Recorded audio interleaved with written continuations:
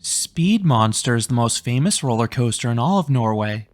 Located at Tusenfryd, this is an intimate accelerator coaster wrapping around an escalator and weaving its way along a rocky slope. This location is truly one of a kind, but is the ride itself equally as special? Find out in this review of Speed Monster.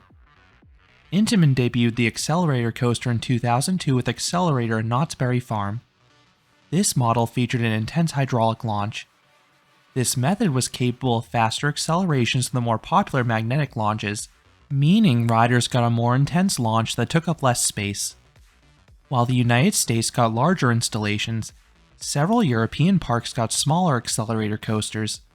One such coaster would be Speed Monster.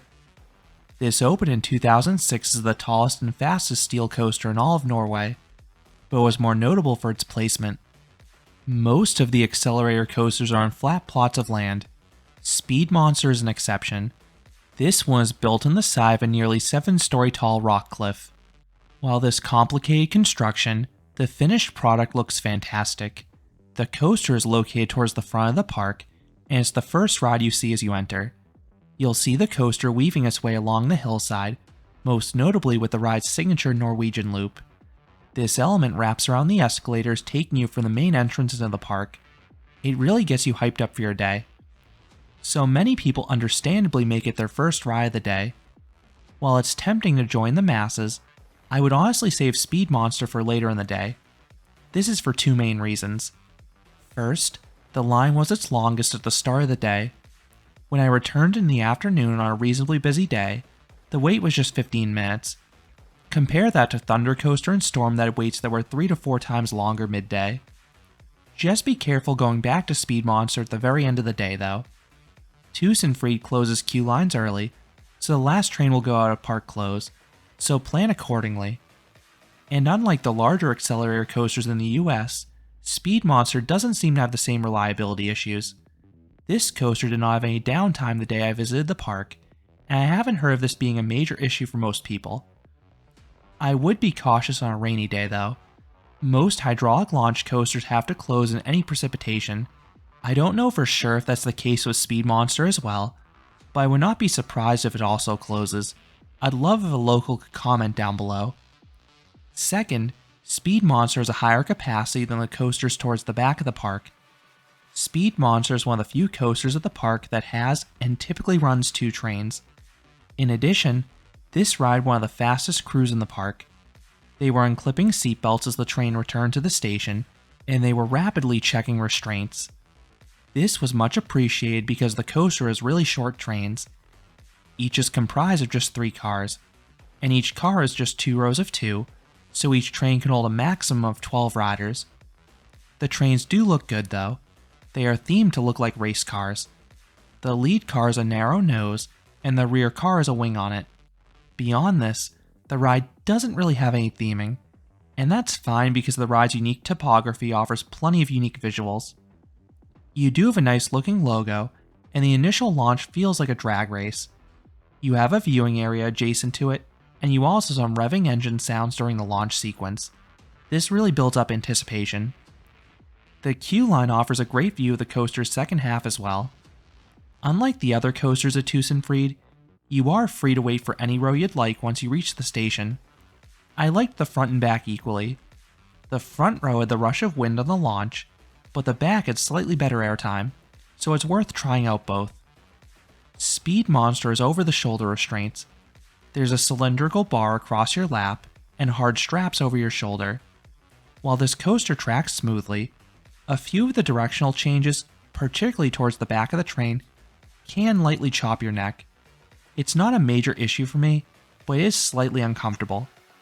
To mitigate this issue, the park could do one of 2 things. First, they could get the more freeing lap bars seen in Intamin's newest launch coasters. Second, the park could replace the hard shoulder straps with soft straps. Multiple parks have done this through the years, such as Hershey Park with Storm Runner and Fahrenheit. Once checked, you crawl forwards out of the station, and the aforementioned audio effects begin. These build anticipation for the launch. You then pause at the start of the launch track. Moments later, the catch car engages the train and slightly pulls it backwards. Then the safety brakes lower. A few seconds later, you'll hear the sound of a dragster flooring it, and then you take off. And I'll bury the hatchet.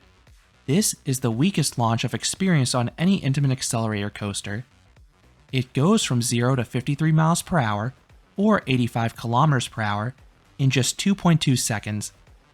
That appears to be a similar rate of acceleration as something like Haida Park's Desert Race on paper, but that coaster's launch felt noticeably punchier. Speed Monster had a decent initial kick that exceeds most magnetic launches, but it didn't have the oomph I expected, especially because the launch cuts out about 2/3 the way down the launch track.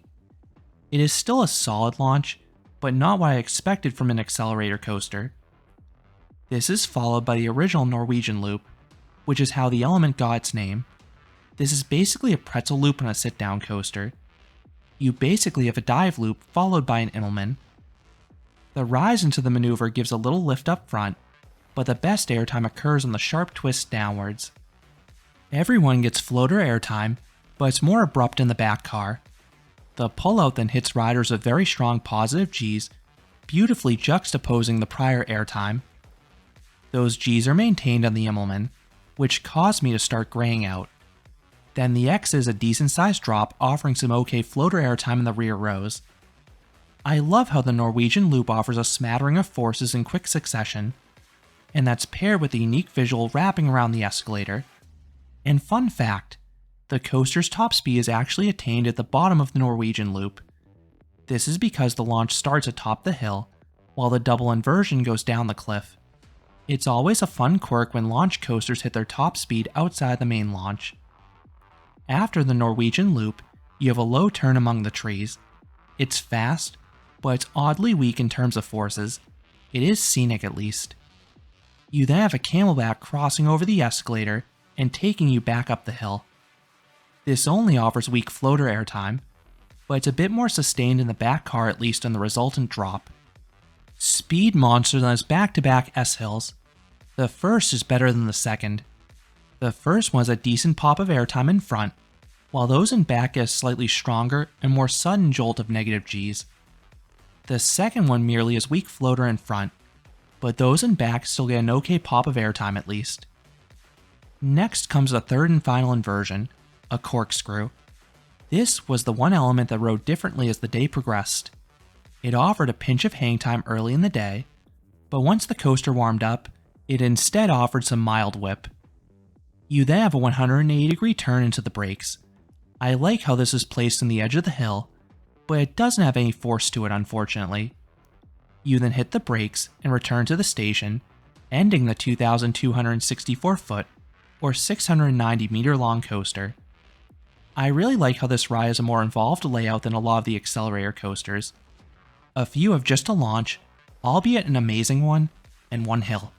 Speed Monster is a nice variety of elements after the launch between the airtime hills and inversions. Where this coaster let me down though was in the intensity department. I already talked about the launch, but the other elements beyond the Norwegian loop didn't have the power I expected. I was anticipating injector airtime, but you will not get that type of airtime on Speed Monster. If I were to make an analogy, this rides to the accelerator coasters what Cheetah Hunt is to the Blitz coasters. Both are fun rides, but they are markedly tamer than Intamin's other coasters of the same model. So what would I rate Speed Monster? I would give this coaster a 6 out of 10. The ride experience is probably closer to a 7, as it's ultimately a good ride, but I'm knocking an extra point off because it's easily the weakest accelerator coaster I've done thus far.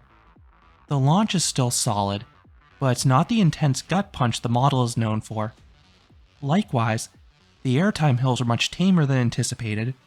They were still fun at least, and the coaster had two standout bits. I love this coaster's unique setting, and the Norwegian loop had an interesting mix of forces. So those are my thoughts on Speed Monster Tusenfryd. What are your thoughts on this coaster? Is it your least favorite accelerator coaster as well? Or do you appreciate it a bit more than me? Let me know down in the comments. If you enjoyed this review, I would appreciate it if you gave this video a like, and you consider subscribing, because there'll be a lot more roller coaster and amusement park videos here at Canopy Coaster. Thanks for watching.